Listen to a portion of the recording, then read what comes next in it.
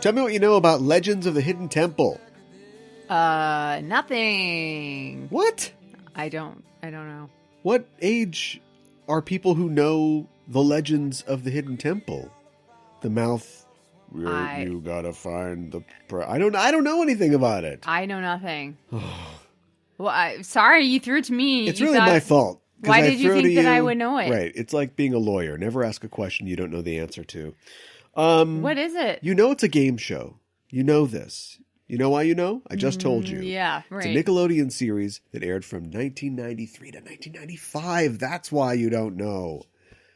You weren't even conscious then. I was conscious. You're not conscious now. I think you forget that you think in your brain, you think that I had cable my entire childhood. I did not. I didn't have cable. Uh-huh. So I don't know this. I don't know this. I didn't have cable. To watch, you don't know how to do that on television, or you better not. You better not do that on television. Yeah. I think that's what the censor said. Oh, okay, right.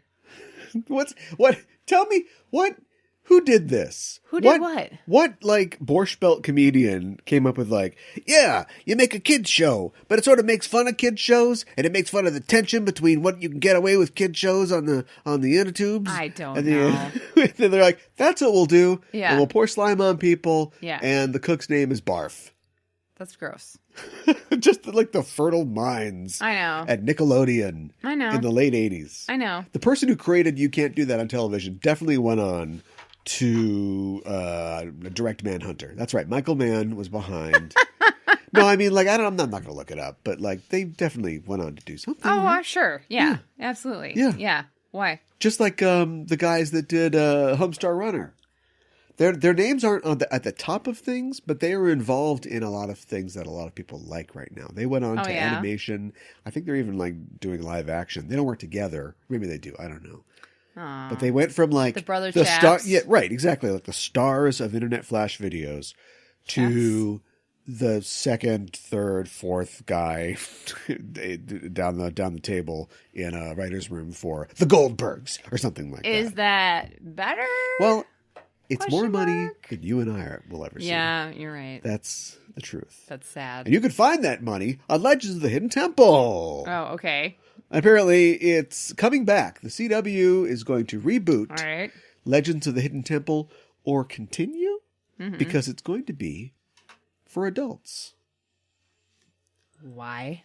It's going to be Wipeout, only it'd be like if Wipeout starred kids. It'd be like if they did adult Double Dare now. Mm-hmm. That's a movie premise. Jason Bateman is... Yeah, right. Jason Bateman and Tina Fey are...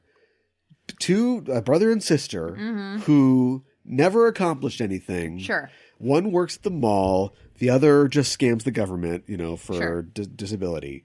And they had a chance to be on Double Dare when they were kids. Mm-hmm. But they couldn't for some reason. Tommy got a stomach flu or something. Yeah. But it was Shelley's fault because she had them out all night eating candy before.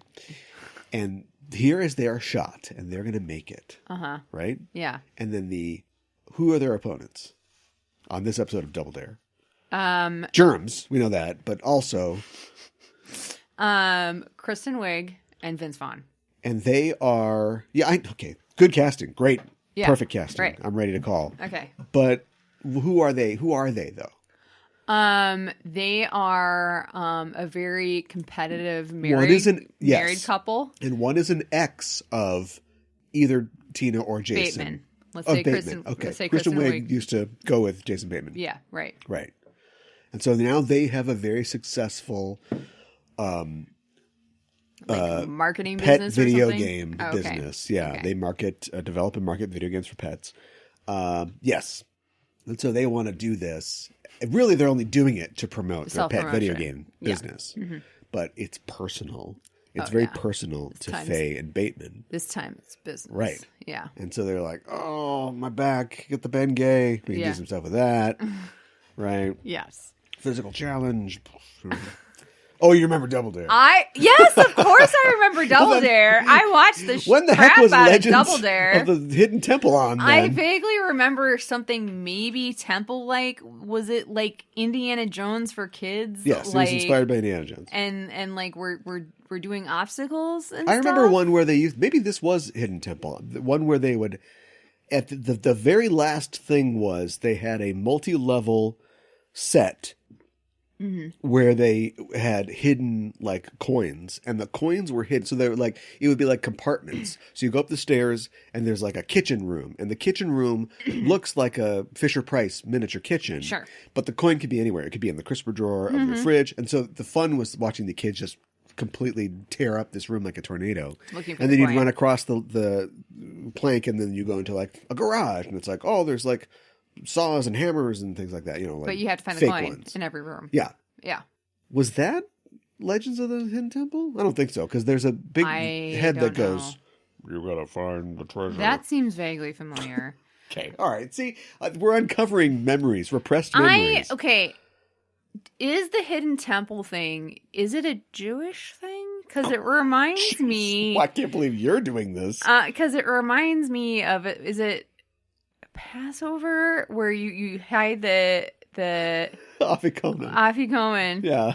And you have to find it, and then you get Hanukkah gelt, which looks like coins. I'm All right. just saying. I know you love you can't do that on television, but I got another idea for a game show for children. They love it. Yeah. We brought it full circle. Except I want to finish the original thought.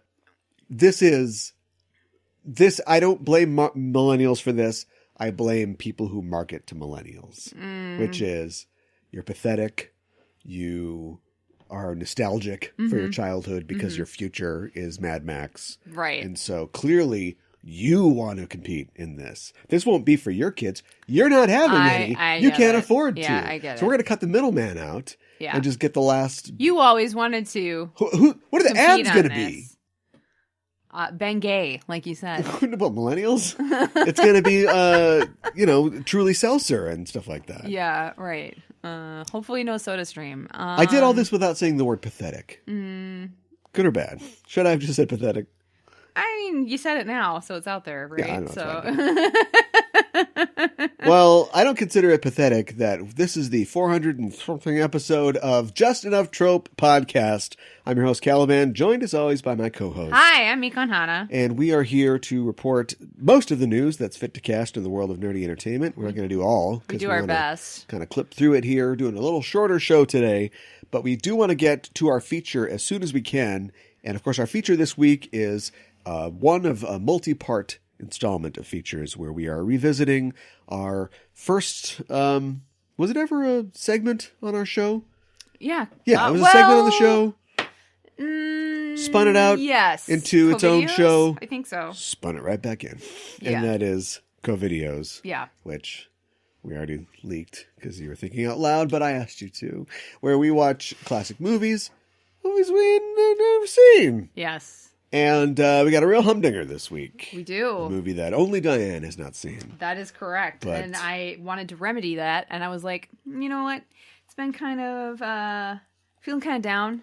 It's been kind of a crappy week, crappy month, crappy year plus. Had a hard decade. Yeah, right. So I was like, let's do something fun. What's a really good Jackie Chan movie that I haven't seen? What about his breakout 1995 hit Rumble in the Bronx? That's how it feels. Yeah. So anyway, that's what we're doing. Yes. A movie with a lot of fun trivia connected to it. Oh, good. Which we'll talk about when we get there. That's not a pause. Oh, I thought that was a pregnant pause. That was just dead air. Speaking of pregnant. I'm so sorry. Doesn't it seem like Emily Blunt is always pregnant? Is she? Kind of seems like it is. How many kids are there? I don't know. I don't care. I've lost track. Is she pregnant now? No, but she's pregnant with people's disdain because she said that she was not going to play. The rumors are untrue. She has not been approached to play Sue Storm in a Fantastic Four movie. Oh, people are not going to be excited about that. She doesn't. It's not for me. Superhero movie, not for me. And of course, she said that. Yeah, I mean, nobody say nothing anymore. Don't need right? to say that. Yeah, say something. It's like Grandma said. You say something nice, or you say nothing. Yeah. And so people, I think, reacted a little negatively to that, and so she clarified her comments and went on to say that. Actually, she talked about a couple things. Are we doing the news? Let's do the news. I guess we're doing the news. So Emily Blunt said, so I talked to him. I said to Emily, she did a slow motion push up. And I said to Emily, Yeah, right. She said that she had been she was this close. She was locked in. Yeah. Going to be Black Widow and Iron Man 2. We know this. Well, we knew that we never knew how close it was before. Okay, so it was really We knew close. that they had talked to her. Yeah, for sure. But she was in like Flynn. She was going to do it up until the point that she had to do Gulliver's Travels. Oh, now, that's unfortunate. Let me finish. And it's funny because Gulliver's Travels fans now mad because she said in the interview, I didn't want to do Gulliver's Travels. Somewhere Jack Black crying into his plastic saxophone. Yeah, right. But that was part of a network deal or a studio deal to get Devil Wears Prada. Oh, so really? I guess they were thinking about, or maybe they're meeting her number for Devil Wears Prada. Although she wasn't a big deal then. I don't know. Doesn't matter. But in order to be able to do Devil Wears Prada, she had to do Gulliver's Travels. It's just ridiculous the amount of gymnastics that people in Hollywood still need to do. Yeah. For production. Or you're just Ryan Gosling and you go, I don't know, guys, you just want to make a movie. And then like people just show up and Damien Chazelle's like, let's make a movie. Just start walking around. Yeah, we'll figure the story out. Right. So anyway, that's meant that she could not take the Iron Man 2 role. And then they went with their second choice, Scarlett Johansson. Mm-hmm. What kind of world does it look like outside of your window if Emily Blunt is the Black Widow? Well, first of all, she's still dead, John Krasinski's right? in the Marvel Universe. Yeah, Who right. is he? Ant-Man. John Krasinski's Ant-Man. Yeah, probably. A little tall, but that's the joke. He shrinks. I know. Can I be honest about that one? Don't like it. Okay, well, I just made that up. But I know. Answer the first question first. Because I love Paul Rudd, and I have mixed. Knowing what I know now about John Krasinski, I'm not as big of a fan as I once was. We could find some skeletons in Paul Rudd's closet, don't you think? I don't want to go digging in there. What about when he was in Gen X Cops? Oh God, Paul Rudd actually has been around for a while. This is never. I don't know. I've ruined your ability to answer a question because you asked me more questions. Fine. Totally fine. I mean, she'd still like kick butt. I mean, we know she can kick butt. We've seen that. Whoa. You're making a face. Well, I try to, I think quickly and I speak quicker. And so I try not to think about things while you're talking. Does that make any sense? Maybe. because when I let the hounds off the leash, that steak's gone. Yeah, right. Saran wrap or not. Mm-hmm. And so I just had my thought about what it is. And what it is Scarlett's a better actress than Emily Blunt. Ooh. I don't know if we would have gotten... not that Emily Blunt's bad. No. But Scarlett's better. Yeah. And maybe we don't get as deep of a character arc as we get with Natasha over the course of the Avengers films. A character who was never a main character. Never a main character. But maybe because of a lack of focus on her... she was allowed to develop more directly. Right. Let me ask you this. Would we have gotten a Black Widow film? A standalone, sooner? A standalone film at all if Emily Blunt played Black Widow? I think yes. Okay. And the conventional wisdom is unconventional, which is Emily Blunt's asking price is lower, so maybe Marvel would have taken a shot at it. Part of the problem of ScarJo is they've got her in X amount of films on her contract, and to add one to that for a solo film, or to burn one for a solo film, and then get her back for, a 2-part Endgame or whatever, you have to pay through the nose. Well, yeah, that but definitely since Emily was a factor. Blunt is not the highest paid actress in Hollywood, maybe they would have said, "Yeah, we'll just throw $60 million at that."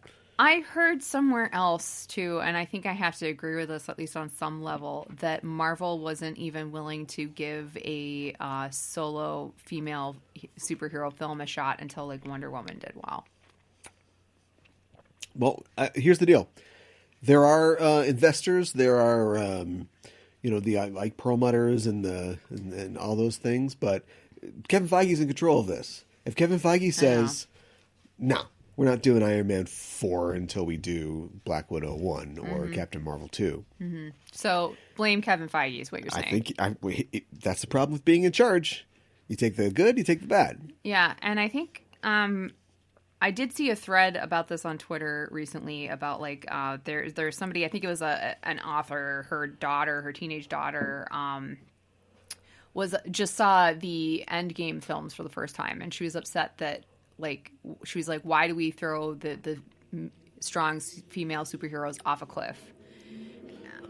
Doing it twice was the weird thing. Yeah. Replicating that beat twice was in two films right after each other. Yes. Right.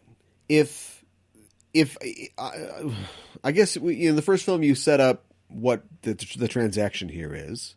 Mm-hmm. Second film, you have to pay off the setup. Yeah, I get that. And so the first, I'm fine with the Black Widows because it's the literal end of her character arc. I don't mean like the end of her life. I mean, completely self-serving, mercurial person with no identity who makes the ultimate sacrifice, and makes it of her own accord. Yeah, she could have sacrificed a friend. She could have survived like she always does, and she decided, to do that. She is the real hero of Endgame. Yeah. He just threw that green chick off a cliff. I know. She had no agency at all. So I don't know how you get around any of that. But that doesn't matter. Hey, who's more controversial, Emily Blunt or ScarJo? ScarJo. Well, that's good for a movie star. Yeah, well. I don't know. I consider Emily and John to be somewhat controversial. But do you want to go into that at all? Not really. Okay. Here's something controversial. Emily Blunt says Edge of Tomorrow 2 is too expensive to film. Why? Well, because of what they want to do. Show me your work, Emily. They overspent on the first one for what it earned. Okay. And you can't spend less on the second one.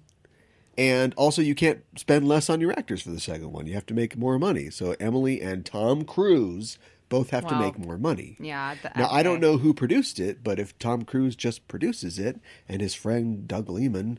sure. It was Doug Liman, right? I don't know. Yeah. Takes a pay cut. Yeah. Or just, does the friend rate or whatever. We can get this thing made. I think there's a way to get it made. Do you know any other sleeper hits that have had such legs as far as... Okay. Sorry. The aliens that have legs. Oh, those legs too. Yeah. Right. No, that's what I was thinking. Your legs, yeah. Okay. It's had a real... It's had a lot of stamina. It's super popular, and maybe it was... stretched itself across these years and taken a deep breath. You can't make this dog face down. Oh my God! How are we doing? You need to stop. Okay, you need to stop. You're like tree of woe. I'm gonna time out. I'm gonna be Zach from Saved by the Bell. What's the tree? The yoga tree pose. I just assumed it's just a tree pose. I just assumed it was the tree of woe. Tree of woe? I love that. Okay, now we're going to face the sun. Now downward facing dog. The tree of woe. Do it. Do it. Get out your yoga mat. All right, forget all that. It doesn't matter because this is all things that hasn't happened. Let's talk about things that are going to happen. Let's do it. Cinemas in Taipei have been ordered to close for the first time due to a virus surge. It's back, y'all. For the first time? Y'all. Since the last time that they were. Okay. Yeah. All right. That sucks. What's going on there? Taiwan is having a surge in COVID. Okay. It's bad in India. Cinemas, bad sports venues, libraries. Okay. Entertainment spots. Okay. So anywhere where large groups of people can gather is what I'm getting from that. I don't have to wear a mask. I don't know about you. That's what my governor says. I'm a little uncomfortable with that, honestly. Whatever you're comfortable with. Yeah, exactly. Thank you, Stan. I'm going to keep wearing a mask. So I'm doing David Krumholtz from Walk Hard. Whatever you're comfortable with. I'm sorry. That would be Stan Lee. Okay. All right. I'm sorry. You're giving me a glare. I understand the glare. I deserve the glare. I thought I misunderstood. One is like, Flatbush Avenue ish, circa 1938. Uh-huh. The other is just like kind of general Jewish. I don't know what else to say. Yeah, that's true. General agent. Jewish. Yeah. 60s agent. Sure. So that's not great. I mean, look, people, it's not... Just get the vax, right? Get the vax. And I say... I'm still alive. Yeah, I got the facts, I spoke too. with my elders. I spoke with Grandma, but I'm back. Right, and I think I'm going to continue social distancing and wearing a mask. That's what I'm going to continue. Congratulations. Oh, thank you. Apparently, I don't know if you're watching the Black Widow marketing material, but it's pretty spoilery. That's what I hear, but I'm not watching it. So there you go. I haven't been watching, I guess, whatever has latestly come out, and I'm kind of glad then. Yeah. Okay. Yeah, all right. I wouldn't Keep worry away. about it. All right. Here's a sidebar. No real news story connected to this, but something I want to talk about. Go for it. Okay, so you know that Death on the Nile is coming. And I'm sorry. We've just been talking about the pandemic, and then you're like, so you know, Death on the Nile is coming. It might be a deadly situation for Disney, who is trying to promote it on Twitter and releasing images of star Armie Hammer and Gal Gadot embracing. And there was a great retweet. There was a great retweet from somebody who was like, "Bless Disney. Good luck marketing this movie." Oh my God! Two people who are, Armie Hammer in trouble right pretty now. Freaking toxic. Armie Hammer literally under investigation by the LA police. Yeah. And Gal Gadot just cannot shut up about what's going on in Gaza right now. Yeah. So just two people who Disney. What you used to be so good at this. You have the darts, and somebody would say something, you'd be like, and another thing about, and then that person's gone. Were they good at it, or was it like pre-Twitter they were good at it, and now that everybody tweets and like other people retweet stuff for them, they can't stop it? I think ask Terrence Howard. Yeah.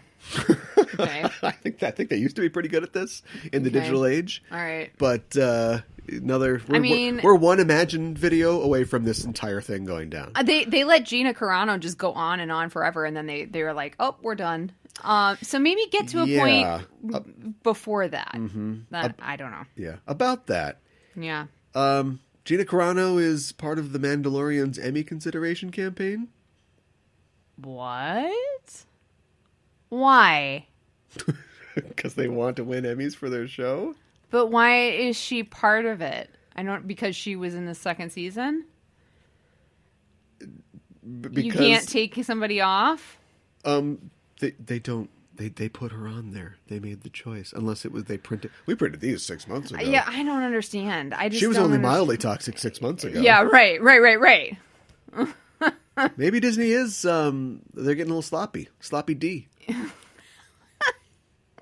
Anyway, she is, consider. Stop it. This transphobe. No, I will not. No, I shall not. I'm not going to either. No. It's too bad. Oh, boy. Consider Wonder Woman. Oh, my God. Consider the truth is all you have.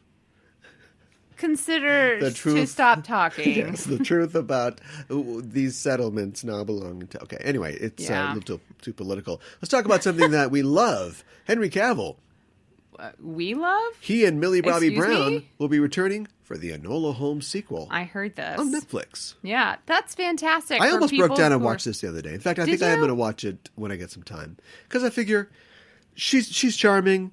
Apparently it's a real pip, a real... get up and go. It's real zippy fun film. I don't love Helena Bonham Carter, but apparently she plays a fun, mentor kind of role. How bad can it be, right? Well, maybe we should watch it for the show then. No, I'm not going to waste listener time. I'm going to waste my own time. Okay. But anyway, now I've got even more of a reason because it's going to be a sequel, and if this one succeeds too, which it probably will, I think it will. they'll never stop making these. Yeah. Until Henry Cavill becomes two. It used to be you do one movie, right? Mm-hmm. It succeeds. You do a second movie, which costs more and doesn't do as well. And then there's a third direct-to-video sequel starring somebody that looks kind of like the guy that was in the first two. Right. But now Netflix, has its own distribution. It doesn't pay for distribution at all, right? No. And B, doesn't care anyway. They'll spend $1 billion on whatever they want. Yeah. So why would how many books are there? That's how many movies there's going to be, right? Yeah, right? You would never have to stop. Right. Okay. Yeah, I mean, one of my sisters was like super excited about this movie, the first one, and really enjoyed it. So. Oh, good. But yeah, I was look, I like Millie Bobby Brown. I like her. Every time somebody says her name, I just think of like... What do you think of? It's my prerogative.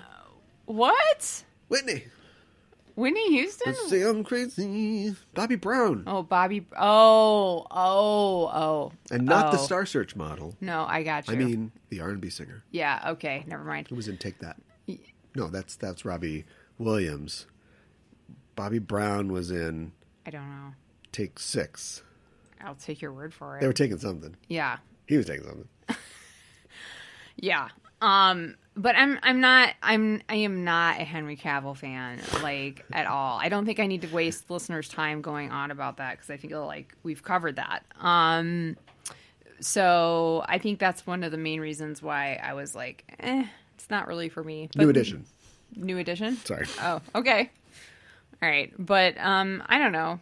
It could be good. And I know it's popular and I know people will watch it. And like you said, maybe there will just be a whole ton of these. I hope there will plural, be. Are. Yeah. I hope there are. I want to mention real quick a guy that we've seen a little bit of recently. Michael Jai White is launching his own studio in Connecticut. Okay. Where he's from. I don't know if that's true. Oh, okay. I don't know why it's in Connecticut. He's getting a tax break. Sure. It's going to be called, I mean, you got to give it to him, Gigantic Studios. Okay. You're not going to call it White House. No. Yeah. Okay. And he's going to work to make Connecticut and the New Haven area a thriving place of film production. Okay. I mean, New Haven's a college town, and like, I had an uncle who lived there for a while, so This I is mean, all new, cool information. Oh, will you stop? Okay, but I guess I'm wondering like what he means by threat. Like maybe is it not doing too well, or no? well, I I mean, just don't think that it's a film area. Yeah. Yeah. Plus, do you want to shoot? Everything shoots in Georgia. Are we sick of that? Stop shooting in Georgia. Yeah. Biggest mistake Disney ever made. Build a multi-billion-dollar facility in a state that they have to move out of because of the politics. Yeah. And so, in this press release that I read, it doesn't say anything specifically about that he wants to make original projects. It doesn't say specifically, black movies. But what's a black movie? He doesn't have to make black movies. But I'm certain that he's going to be providing opportunities for black filmmakers, black stars, black actors. Well, good. Writers. I think this is good and exciting news. And that dude, he can kung fu still. Mm-hmm. So it's almost like. He's been in some great movies. He's been in some really cool movies. Mm-hmm. But it's kind of like other things. Wesley Snipes, was there. Sure.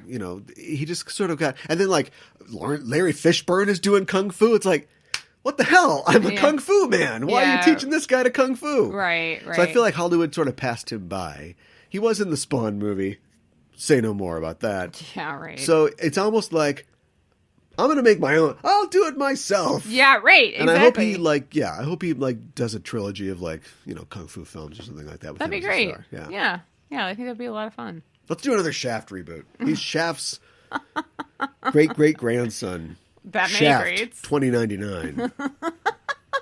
Sure. Yeah, it's in the future. Because I think in the most recent Shaft, there's like 3 generations of Shaft, right? I have that DVD. I don't know. Wow.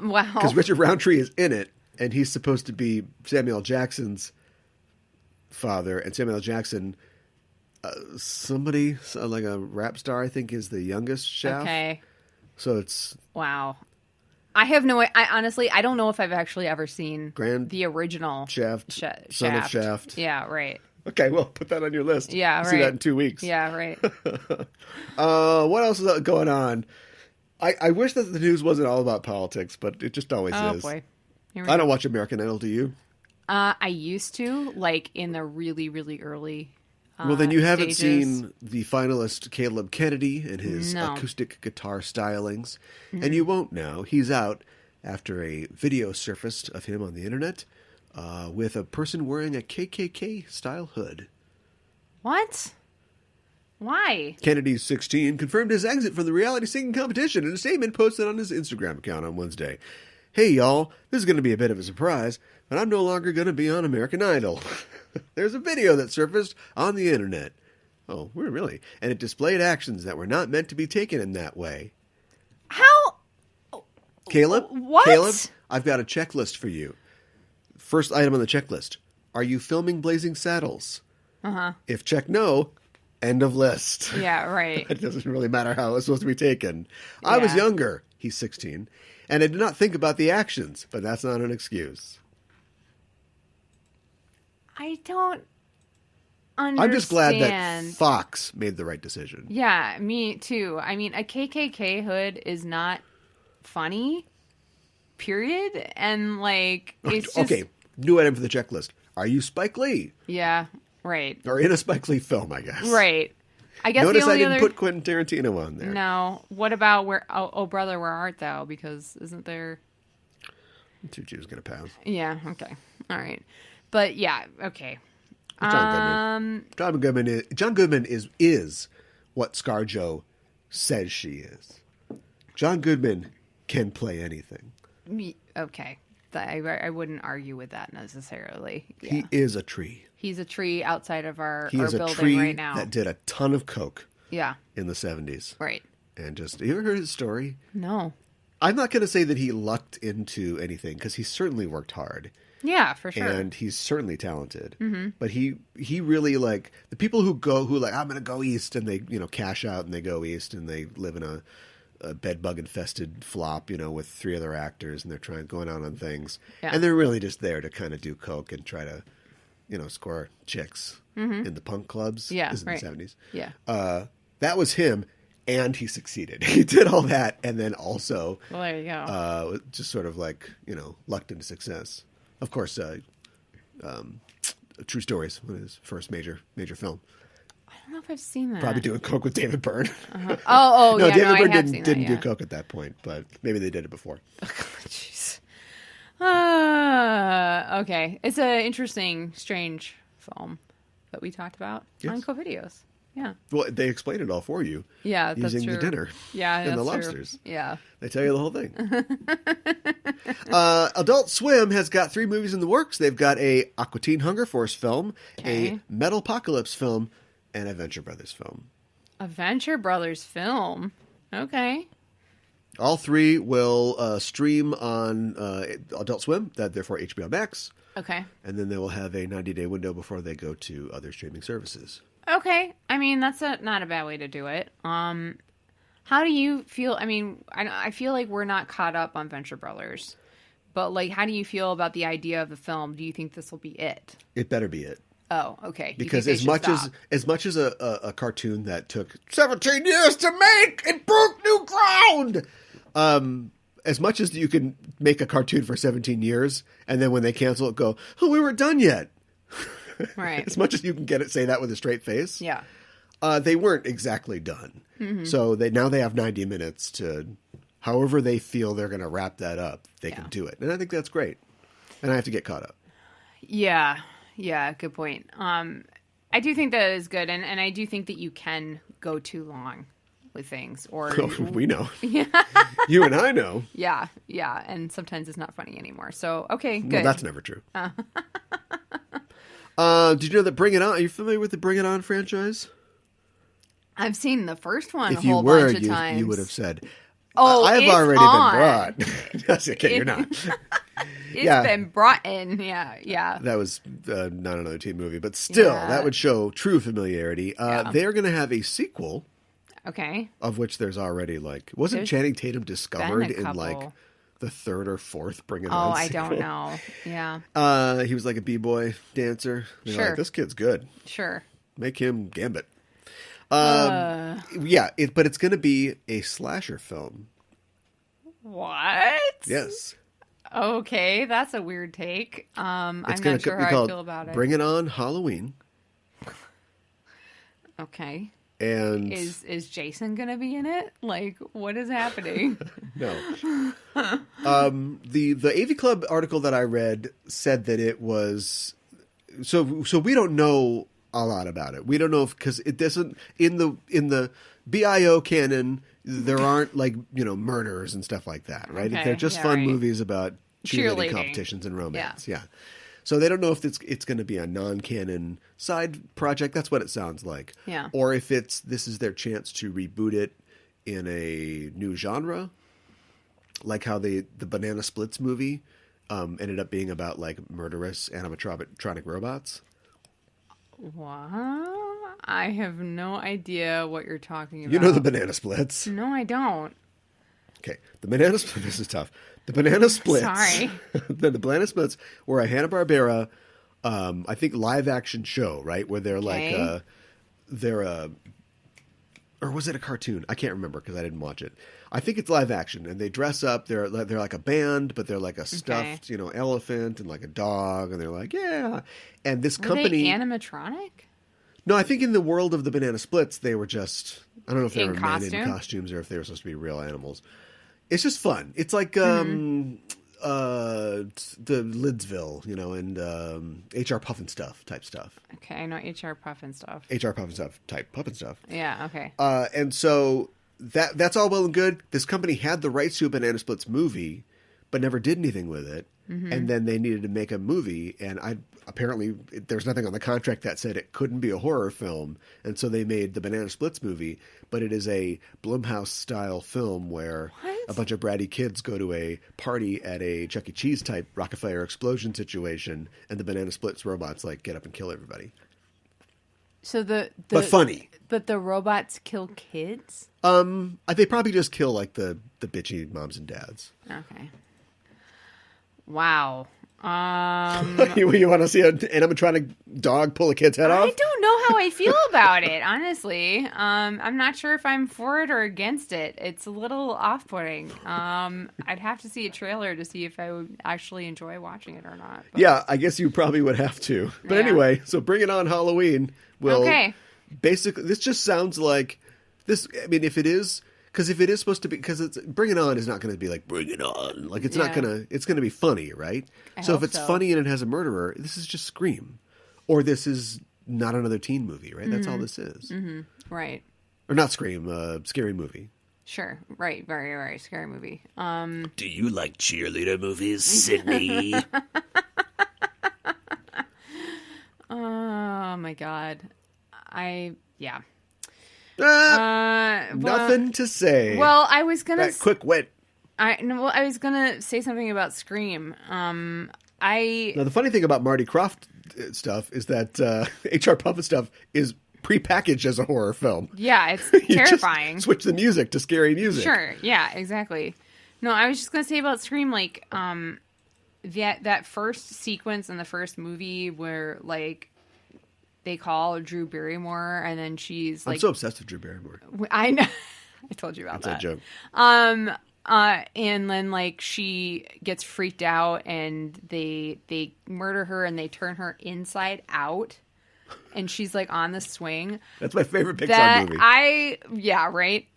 That was like where they gut Drew Barrymore. It was so horrifying to me as like a young teen, and like my friends were like obsessed with that movie. They watched Scream and the Scream franchise like over and over again, and they loved horror films, and they always wanted to watch them, and I'd always be like, here we go again. Get to watch this movie I don't really enjoy because I hate people getting murdered. Boy, Diane's been in the bathroom for a long time. I know, exactly. Anyways, every time got anxious. I was like, oh, they're going to turn Drew Barrymore and sort out. Oh, I freaking hate this part. Scream 4. Anybody remember that one? Starring a young Alison Brie.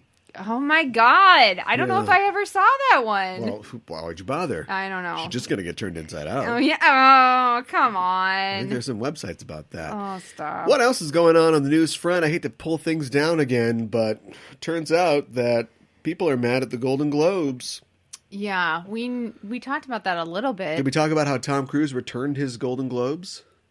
No, this must have happened right after we talked about this before. Yeah. First of all, the ceremony has been canceled. I heard that. So there will be no Golden Globes. I don't know if they're going to award them, but there will be no ceremony.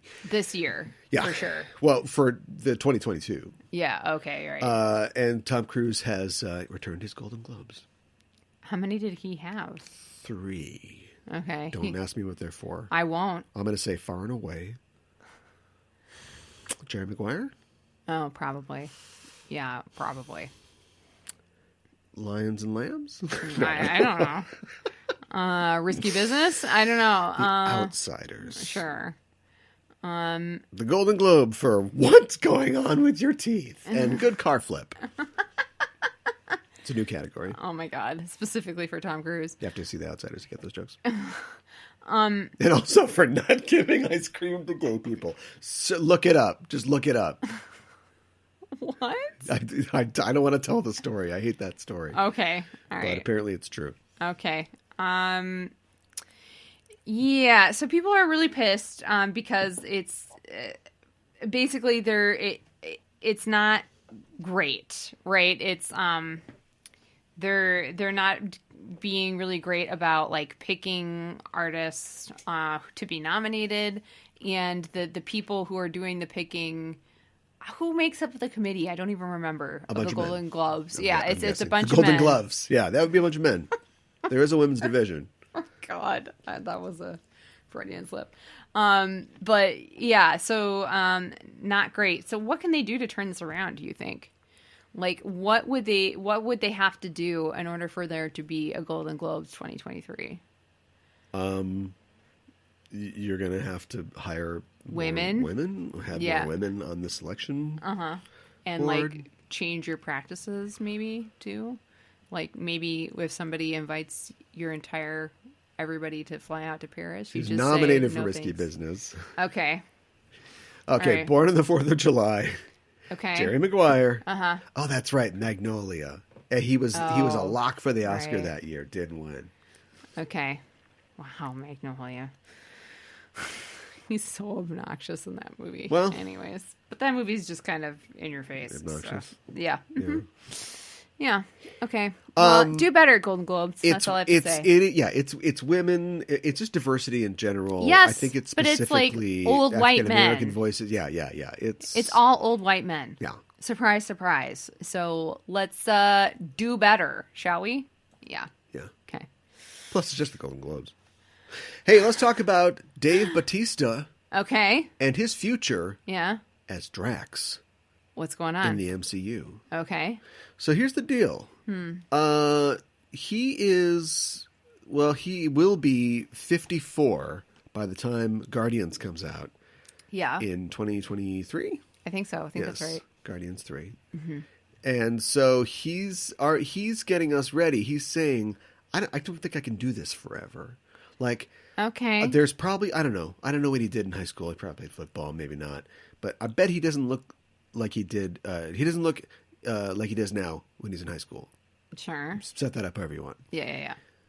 He knows that he transformed himself into a Hulkosaurus. Mm-hmm. But he's also smart. And I think he has a plan for ramping out of that into just normal, tall, beefy guy and not like guy. Yeah, right. Exactly. And so he's saying, I don't know how I can play this character for much longer than this because I have to get huge every time I do this. Right. And he doesn't wear a shirt. It's a physical burden. Yeah. Yeah. Right. And my thing is like, they're already putting stuff on you. Could they add an extra padding to the stuff? I don't see why not. But... Or just CG you. But maybe he's right. Maybe it can't go on forever. Now, I've got something to say about this. It's kind of going the wrong way, but Drax, the character in the comics, has a history of changing bodies. Sure. Of his appearance being altered. Sure. So maybe he could just turn into a slimmer Drax. Sure, why not? And like maybe instead of he could say he's been training for something. No, he could just get, he could get gamma rays all over him or energy or something like he does in the comics. And then he comes out different. Yeah, no, that works. What? What? Where did this skinny Filipino guy come from? He was a green giant before. Well, maybe we'll still put the paint on him, but... Well, James Gunn had a response for this, and it went something like, "There's no Drax for me without you, buddy. You are the MCU's Drax the Destroyer. Yeah. And as far as I'm concerned, can never be replaced." There's a lot of commas because of the pausing and the chewing of the gum. Yeah. That's why all the commas are in there. Yeah, I can see that. And you have the right to do whatever you want with your acting choices. A little passive-aggressive from James Gunn. He didn't have to say anything. I don't know if he meant for it to come out that way, but yeah, it did. Then they asked him if there would be any more Guardians after the third one. And he said, me? Never say never. But I'm just adding the pauses now. But I see Volume 3 as the end of the Guardian story I started telling back with Volume 1. Sure. So maybe he's just saying, as of right now, that's the last one for me. Does Marvel do more Guardians films after the departure of James Gunn when he's doing Suicide Squad 17? I don't know. It's hard for me to imagine, I feel like I'm just echoing James Gunn's words, but it's hard for me to imagine Guardians without James Gunn. You're not chewing gum. Yeah, I know. Me too, and I think that it would be tough for Marvel as well. Only Thor is the only character that they'll just let anybody do, and just what's your take on it, right? Well, yeah, and I mean, I guess Doctor Strange has a new... certainly does. Yeah, I know. So I see a MCU that goes on so long that, like the Marvel Universe, they are comfortable resting characters. They're comfortable establishing a character, then having them just exist in the world, and they have no more solo series going forward. 3 Guardians movies tells the story of those characters. Whatever characters are left in whatever form are perfectly fine to show up. What if Rocket Raccoon is in Doctor Strange 3 or something like that? Do it. But no more Guardians films after that until we find the right voice. Yeah, right. And a story that we want to tell or that has to be told. Sure. Yeah. No need to push these out. Because I agree with you. And all it took was you owning 60% of Hollywood. That's all it took. Yeah. To get the latitude and the artistic freedom to let your creative juices flow. Oh my goodness. How about one more story? Yeah. I saw this article. I thought this was really funny. This was on Kotaku. Fans were polled in an internet poll. Okay. But with Yahoo News Japan. Mm-hmm. And they were asked which anime or manga should be adapted to live action. Mm-hmm. And the number one response was, guess which one? Should be adapted into live action. You know how they take the Netflix. That hasn't been already. Mm-hmm. Sailor Moon. Sailor Moon was not in the top 10. I'm sure it was on the list. Okay. The number one was nothing. Oh, okay. And with a bullet. Uh-huh. Number one got 456 votes. Nothing. Wow. Number 2 was Demon Slayer with 60 votes. Oh my God. That's a ginormous drop-off. Listen, Netflix. Yeah. Listen, everyone. Anime fans, 1,000 or so of them, have spoken. Yeah. Stop it. I know. Stop it. I know. No one wants this. No. Here are the rest of the things from 3 on down. Attack on Titan. Okay. Doesn't that already exist? They're working on it. I don't know. Jujutsu Kaisen. Okay. It would be challenging to do that live action. Anime, yeah. Yeah. Naruto. Detective Conan. Okay. Slam Dunk. Okay. JoJo's Bizarre Adventure. I know that exists. Maybe not as like a feature film. My Hero Academia. And Hunter x Hunter.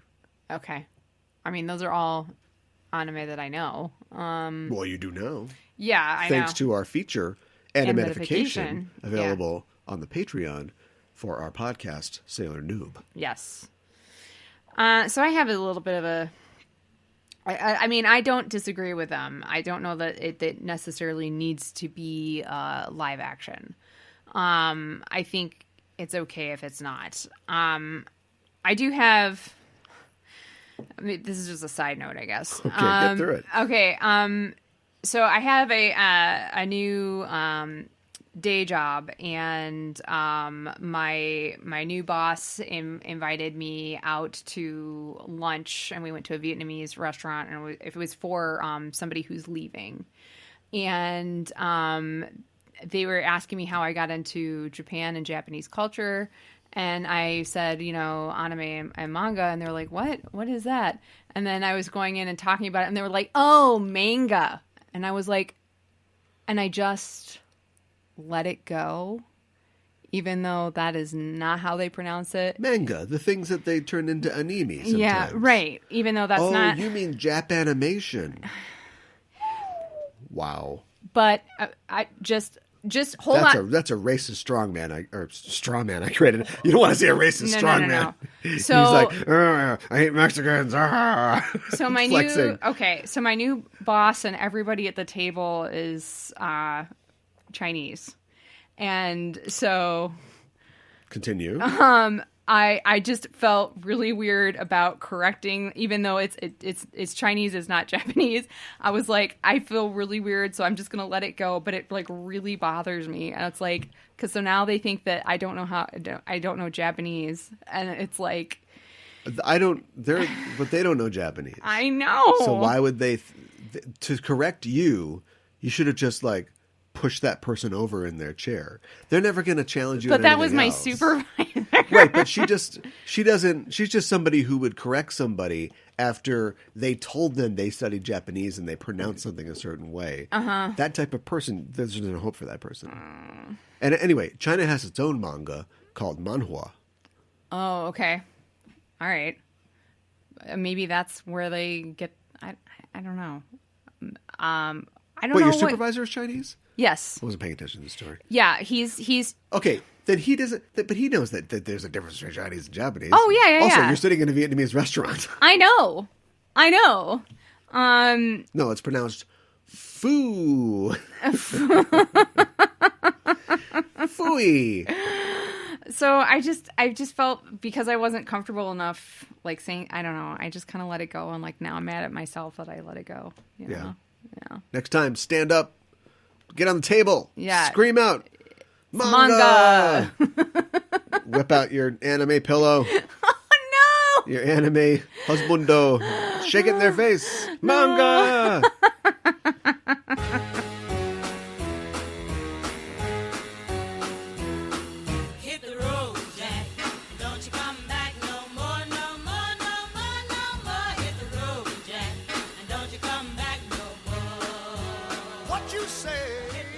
Don't you know you're all the scum of society? Yeah. Says our hero, Jackie Chan, to the descendants of the Baseball Furies, I think? Yeah. Not exactly sure. In the 1995 film Rumble in the Bronx, Chinese title, Something Else. Oh. I don't know how you say Bronx in Chinese. Yeah, I know. I don't know either. But it probably sounds like Bronx. Probably. And it stars Jackie Chan and some other people, which you probably don't know. This movie came out, like I said, in 1995. Uh-huh. It was a New Line Cinema and a Miramax film. I know how you feel about Miramax. How I feel. I hope everybody feels the way I do. Yeah. But they made part of their bones by looking for things that hadn't been discovered yet. Sometimes we just call it discovering things. But I'm going to call it finding the discoveries to be discovered. Sure. And one of those discoveries was, of course, Jackie Chan. And what a discovery. Hong Kong he was. film martial arts star who had waited for years to break into Hollywood. Yes. Had been trying since the late 80s into the 90s, was offered the role of Simon Phoenix in Demolition Man, turned it down, and Wesley Snipes got it instead. No offense to Jackie, the right choice. Yeah, no offense to Didn't want to be typecast as a villain, and to that I would say, Jackie, first of all, are you convincing as a villain? Second of all, no, not really. Schwarzenegger was a villain like once or twice, and then he became a hero for the rest of the time. Yeah. But anyway, finally decided to bring it over here, specifically to Vancouver. Right? Not the Bronx. Yeah. In 1994, 1995, with this film. It's also co-produced by Golden Harvest, the famous Chinese Hong Kong film production company. Cool. What happens in Rumble in the Bronx? I knew you were going to ask me that. Something happens in the Bronx. Yeah. I'm not sure what it is. Jackie Chan, God, how do you say his last name? Kang? Kang? He is coming over from Hong Kong for his uncle's wedding. And he agreed to stay for like a week, a little bit longer for some reason. And anyways, his uncle owns a grocery store in the Bronx, a supermarket, but he's getting married and they're going to sell it so they can get a house somewhere else. I can't remember where. Jackie meets the lady who is buying the superstore. I think her name is Elaine, and he agrees to help her for the next week or so, like get with the transition and that sort of thing, get the store up and running. But it's a little bit of a troubled neighborhood. There is, and she is of indeterminate age, although so is Jackie Chan at this point, probably in his late 30s. Yeah. I wouldn't say that she's old, but she's not young and hot enough to be the romantic lead. But they sort of play that she might be for the first act. Yeah, it's weird. I think they made her look like 90s, like dowdy, like her hair is not quite as sleek and her outfits are kind of loose and layered. So she's therefore not hot, but she easily could have been. Anyways, so you think maybe it's going to be her, but it's not. And there's this kid who lives in a wheelchair who lives in a wheelchair. No, Danny is a kid in a wheelchair. Come on, kid, you got to get out of that wheelchair once in a while. Sorry, I got ahead of myself. He lives in the same building as Jackie's Uncle Bill, or whatever his name is. Yeah, and so he's his neighbor. He's a really enthusiastic kid, very friendly, and his sister is hot and becomes the love interest in the later half of the movie, and she's also a part of this gang, and I want to call them like dirt bikes. Are they dirt bikes? What are they? I guess they're a motorbike gang. Yeah. Not motorcycle and not like Quadrophenia. No. It's like they just came off of a BMX film. Yeah. Yeah. To go steal some Yoo-hoo. And did you get this? I think so. We'll talk about this later, but there are things that are there was like 11 minutes cut out of it from the Hong Kong cut. Yeah. That's just more story.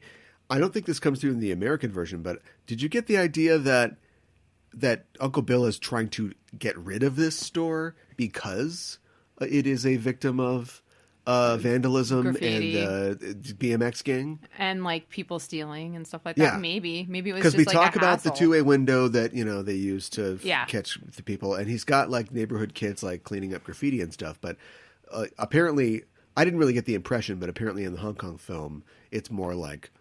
Good. Oh, we had a good day. Good. Get rid of it. Oh, okay.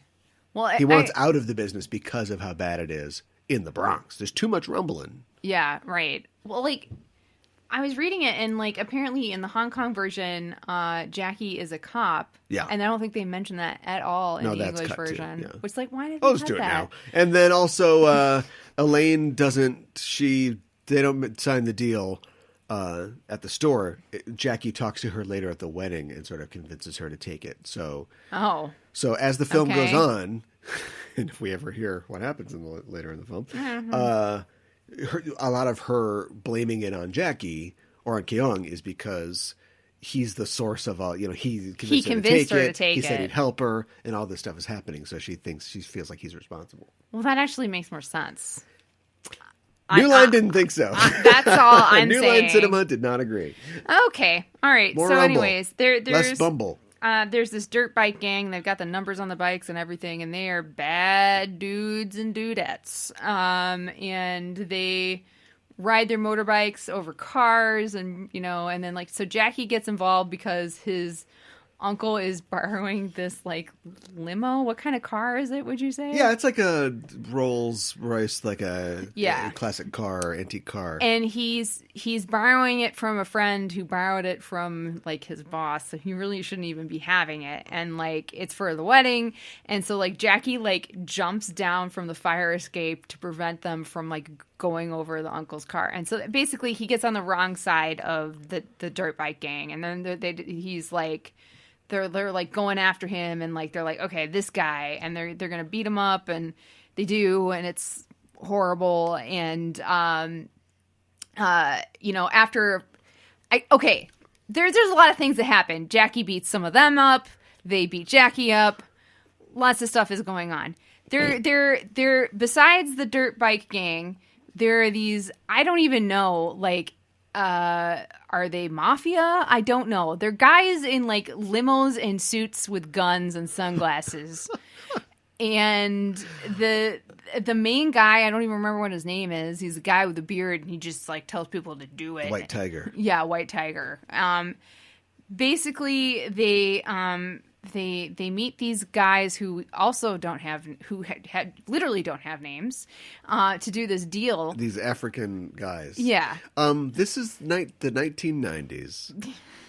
Yeah. This is a film made in the 1990s by Hong Kong filmmakers. Yeah. So it's like, we need to deliver the most amount of information in the least amount of time. Yep. With the least amount of words, which are just going to be dubbed over anyway. Yeah. So it's like black guys in dashikis selling diamonds to white guys with ponytails in suits with Uzis up against guys in trench coats on motorbikes because we couldn't afford motorcycles, or I don't really know the two-wheeled vehicle laws in Vancouver. Yeah, right. So it's like, we got it. Bike gang, African diamond smugglers or traders, and weird mobby guys. Yeah, exactly. And they all come to a head. They do. When they rumble in the Bronx. That's right. Across from the new Wait, what? Sorry, I just got caught. The new Waha Market. And I don't even deserve this, but they turned it into new Waha. I love it. That scene where the mafia guys like destroy it. Yeah. Was that like a practical thing? I mean, that looks pretty practical. Oh, it's a practical set that they probably really pulled down with chains, but yeah, they pull the front off the whole building. Yeah, and Elaine was going to the bathroom while it happened, so she's literally has her pants down on the toilet, and she's like freaking out. Bad week for Elaine. Really bad week for Elaine. So just to wrap this up. I thought we already wrapped it up. Okay, go ahead. We're not even close. Kyung is saved from being beaten up, or he's helped to nurse back to health. Yes, by Danny. By Danny and his sister Nancy. Yeah. Nancy is the hot girl in the gang, who's the girlfriend of Tony. Mm-hmm. And so Kyung develops a friendship with Danny, and then later Nancy, who after hearing Danny talk about how, it's a struggle to live with his sister who has no time for him. Mm-hmm. Her heart softens and she starts to take better care of Danny, and they hang out with Kyung. Yeah. But in the meantime, Angelo, who stole the diamonds from the diamond deal gone wrong when it got blown up, hid the diamonds in Danny's wheelchair. And he shows up later in the movie to try to get him back. Yeah. And that's when things get rolling. Because then that gets involved. The mobsters get mixed up with the grocery store people, mixed up with the bike gang. Eventually, Kyung goes to face the biker gang, and they have this huge blowout kung fu fight in their TARDIS trailer full of pinball machines and refrigerators. I don't know.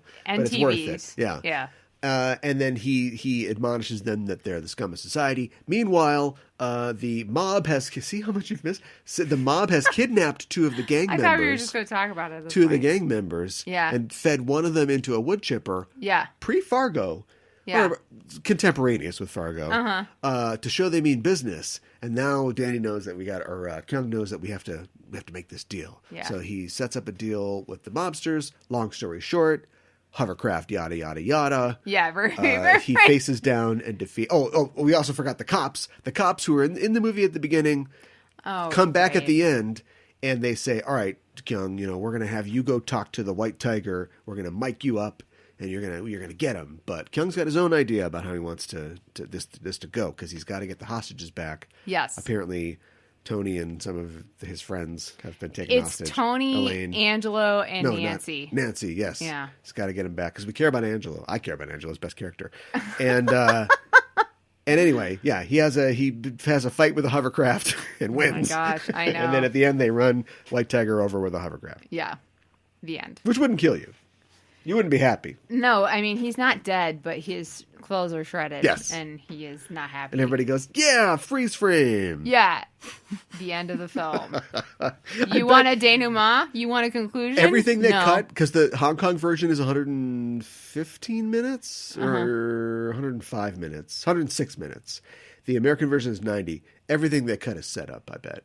I bet you think like, boy, that ends abruptly. Or like, okay, I know the cops are like mad and everything, but they just go, You've earned it. What? Here, take this hovercraft and just drive over the bad guy. We'll pretend like the bad guys still had the hovercraft and they did it. Yeah, right. I bet that's all. Nothing explains that. I bet the last 20 minutes of the movie is locked. I bet that's just how it all happens.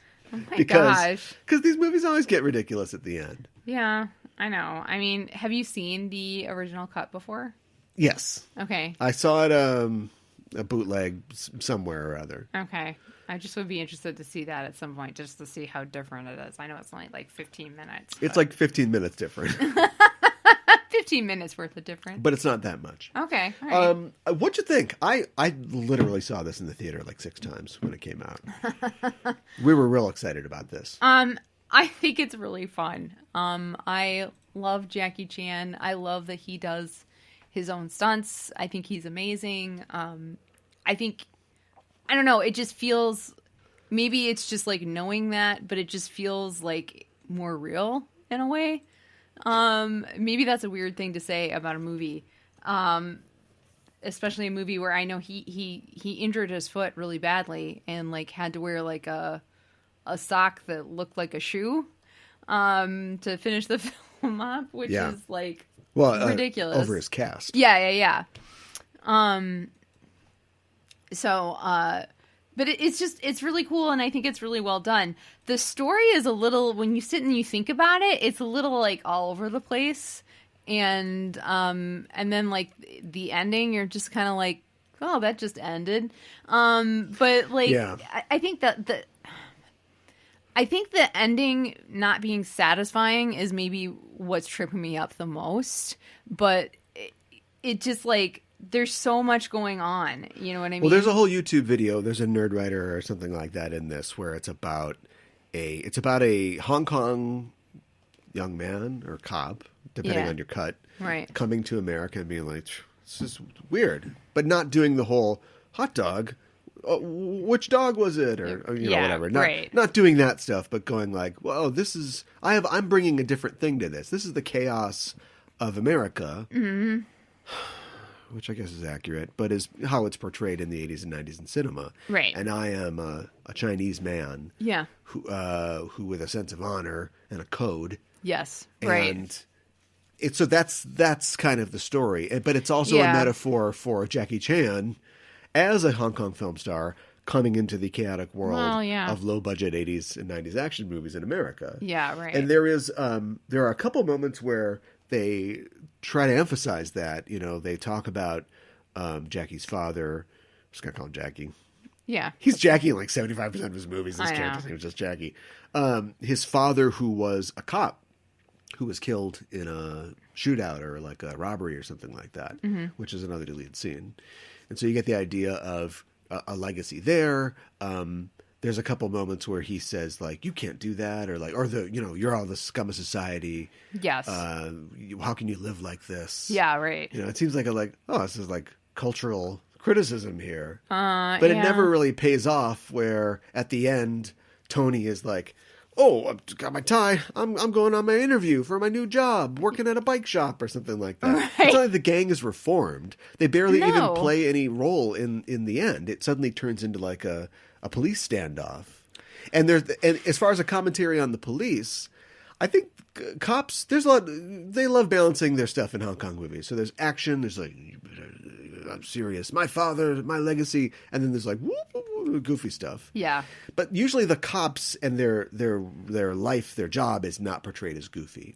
Yes. And these cops are like goofy. They're like Keystone cops they're almost. They're kind of goofy. So I wonder if that's a commentary as well.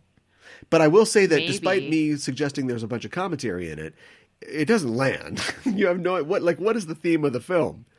Be careful with your hovercraft. It is don't be a dirtbag. Don't be a dirtbag whether you ride a bike or you ride a limo. Yeah, right. Exactly. Except not really. we kind of went half the way, more than half the way to meet the movie. I guess. Okay, let me just put it this way. I really enjoyed this movie, but we never see his uncle again after the beginning.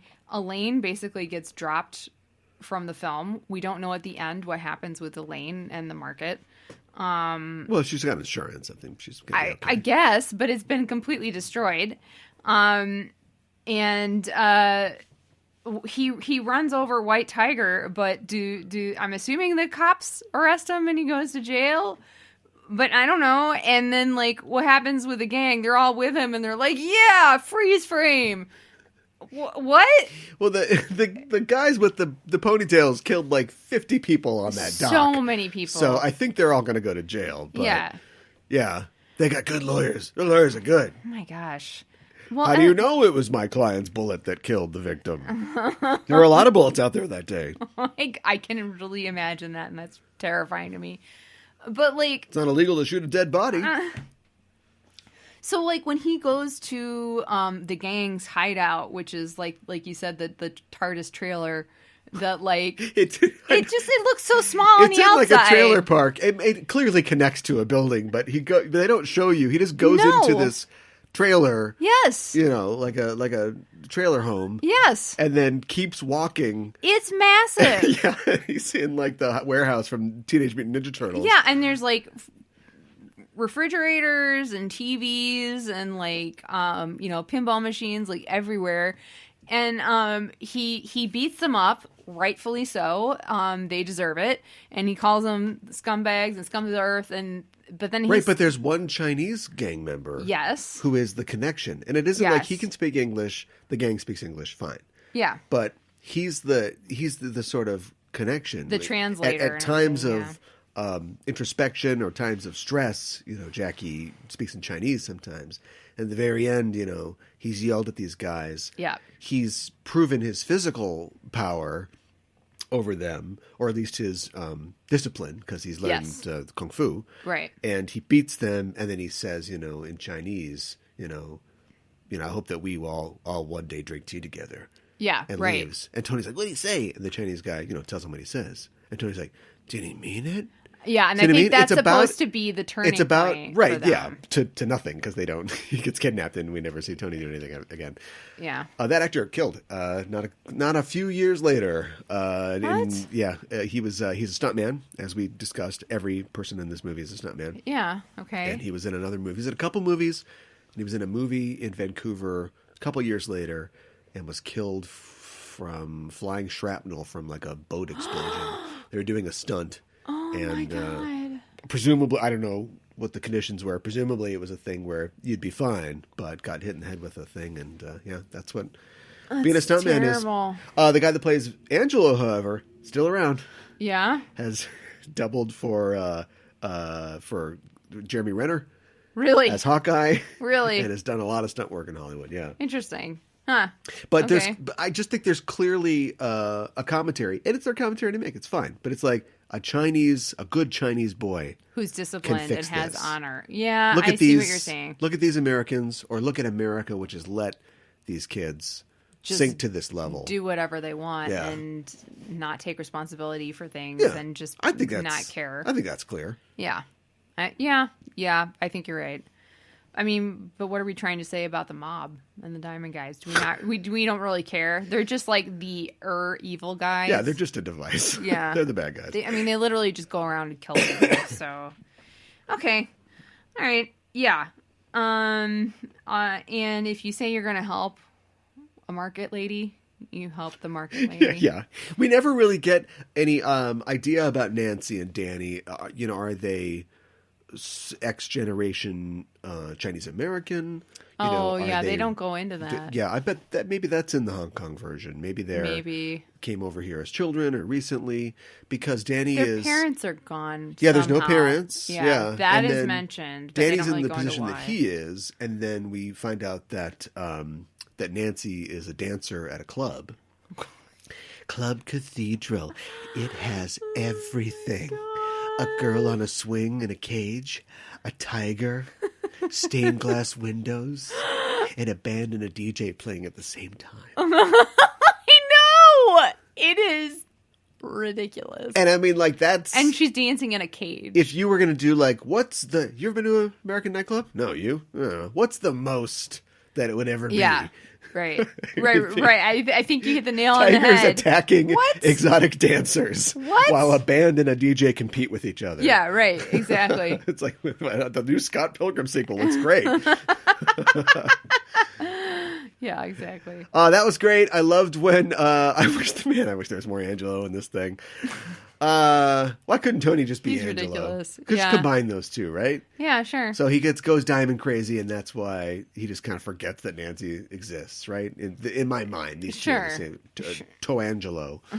But he was great. I loved his preppy disguise because he needs to get my God. He needs to get the diamonds out of the wheelchair, and so Kyung and the Danny family are having a nice day at the park. Yeah, right. So the punk Angelo comes in with a sweater tied around his neck and a bike helmet, and he's like, doo, doo, doo, doo. Ooh, get the diamonds. I know. I want to know where he got his preppy disguise from. That's what I want to know. There's a naked preppy laying in a bush somewhere. Probably.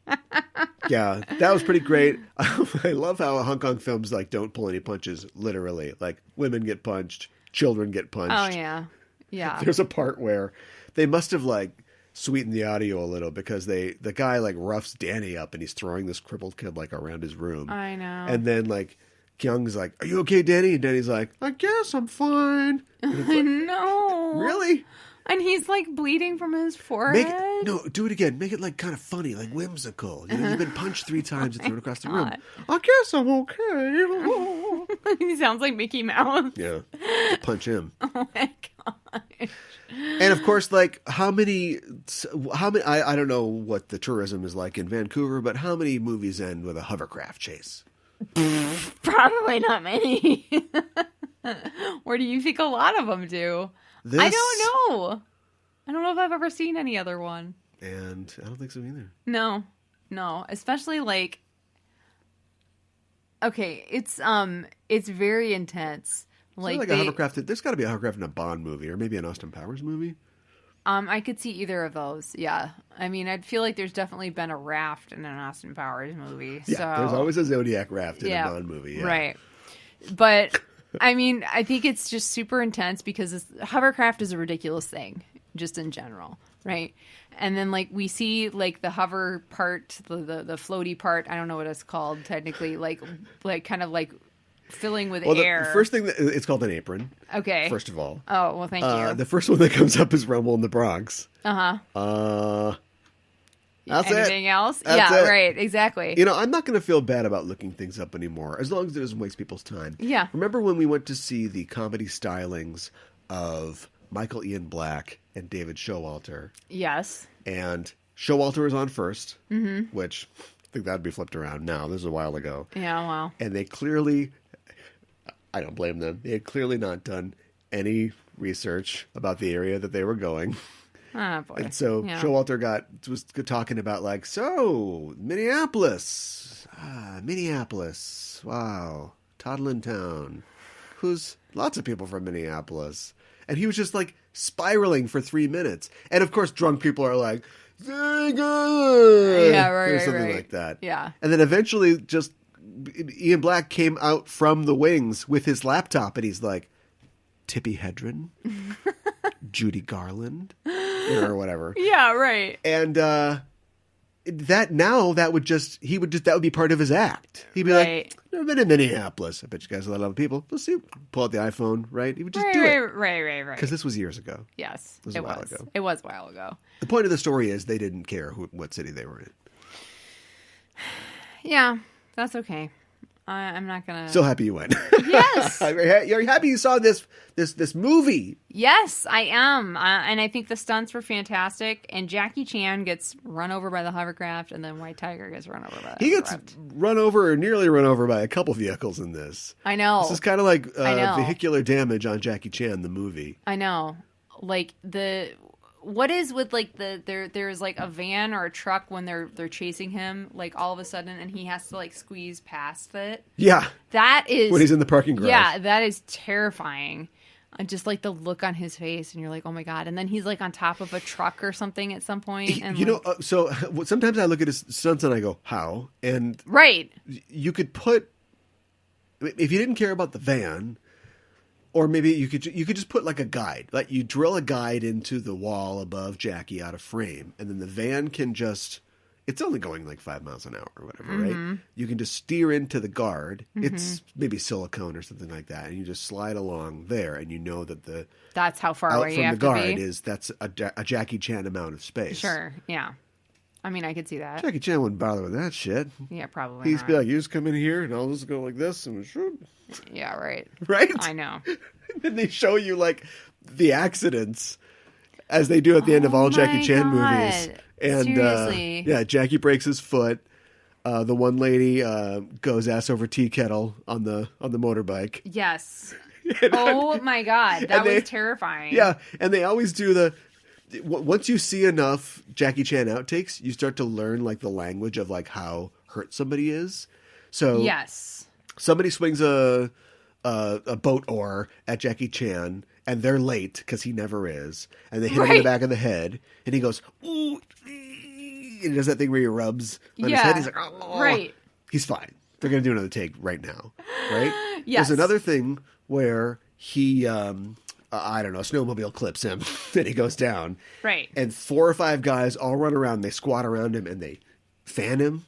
Sometimes with like fans, or sometimes with like leaves or something like that. Yeah. Because I think the Chinese think that like it's the air you need like to get fresh air. Sure, yeah, to circulate, to breathe. Look, they think that a fan will kill you if you leave it on. So I guess they believe that the air will help you. Okay, that's kind of bad. Then there's the one where I have to keep making up things.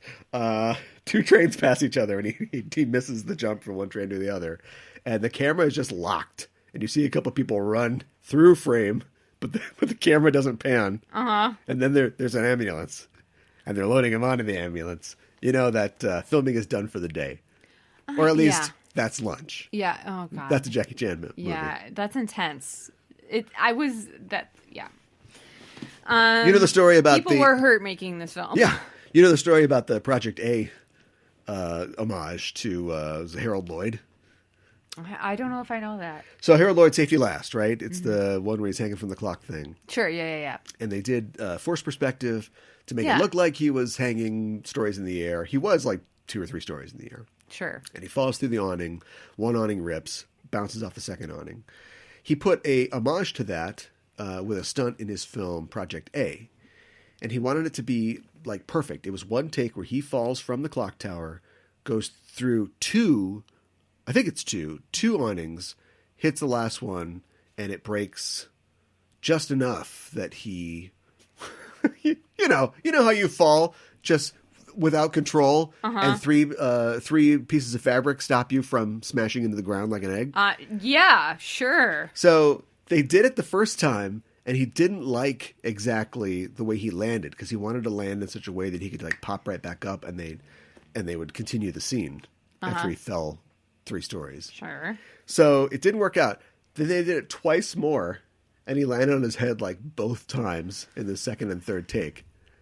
And in the movie, they used the first take. Of course they did. Oh my God. No. Yeah. Stunt people are crazy. They're crazy. Well, he just wants, he wants what he wants. He knows what he wants. I know. I understand that. I also, I wasn't expecting this, but I enjoyed it at the end of the film while we're watching all of these horrible clips of people getting pulled away in the ambulance, and as well as, outtakes and stuff like that. Over that was the song by Ash, who I have the album. I like Ash a lot. Kung Fu. Where they talk about, it's all about Jackie Chan, and there's some sample of him doing martial arts at the very beginning, where you can hear him talking and stuff like that. Yeah. Anyways, I'll see your Ash and I'll raise you. Oh boy. Jackie Chan by Tiesto and Dzeko featuring Preem and Post Malone. Mm-hmm. Do you know that song? No. She said you're too young, don't want no man, so she gonna call her friends. Now that's a plan. I just ordered sushi from Japan. Know your bitch wanna kick it. Jackie Chan. What? You just wanted to rhyme, is what I'm thinking.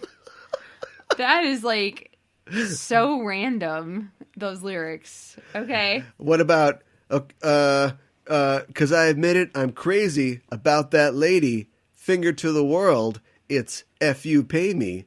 I've been slaying on that P word because I'm running out of patience. Oh my God! Stop. Please stop. Yeah. Okay. And you go, I've never heard that song, don't you? You go, I've never heard that song. No, I've never heard that song. It's got 158 million views on YouTube. I'm old. Yeah. That feeling. People bottle that. It's called The World Has Passed You By. Yeah. Would you recommend this movie? I absolutely 100% Don't would. pass this movie by. Yeah. Watch this movie. It's not his best. What is his best? In fact, even after the success of this, they immediately rushed Police Story 3 out in America, which they called Super Cop. And I think Super Cop is better than this. But what's his best film? Yeah. It depends on what you like. Mm-hmm. You like the kung fu, you like the comedy, you like the actions and spy stuff. You know, it depends on what you like. I think that Police Story 1 is all around like the best. Yeah, it's great. I just think it's got everything, all those things that I mentioned. But Meals on Wheels is very funny and has his fights with Benny the Jet Urquidez in that are amazing. Okay. Boy, what else is the Tuxedo? I don't know. For some, the Tuxedo might be your thing. Obviously, he hit it real big with Rush Hour. Yeah. I didn't think I've seen Rush Hour. I didn't love the Rush Hour films as much as some of his Hong Kong stuff. Mm-hmm. Drunken Master 1 is great. Drunken Master 2 is unbelievable. Mm-hmm. Yeah, I mean, you just pick something. You can't go wrong. Yeah. Unless it's The Immigrant or whatever his last one was. Oh, boy. I don't know if I want to know. I've seen Drunken Master 1 and I've seen Police Story 1, so I think I need to follow up on those as well. Yeah. So, Police Story 2 and 3, I think, have... Michelle Yeoh in them, yeah. Nice. Yeah, definitely want to check that out. She's amazing. So, yeah. Isn't it The Immigrant? The Foreigner. Oh, okay. Maybe translated in some places as... Sure. The Immigrant. This it's just foreign. He just doesn't plan on staying. 2-week visa. Right. Heading out. Then right back. The Immigrant is a film starring Joaquin Phoenix, Marianne Cotillard, and Who Let You In, Jeremy Renner. Oh, okay. Well, there you go. He's the immigrant. No, he's the foreigner in The Immigrant. Anyways. James Gray. So listen to this. The synopsis. After her sister is quarantined at Ellis Island. It's period piece. Oh, okay. I was like, wait, what? A Polish nurse, Marianne Cotillard, is forced into prostitution by a theater manager, Joaquin Phoenix, who moonlights as a pimp. What? What is happening? New York Film Critics Circle Award for Best Actress and Best Cinematographer. Okay, it sounds terrible. I gotta be honest. But sure. And Jeremy Renner appears as Orlando the Magician. Great. I do magic. Jenny ain't got a name. Oh my God.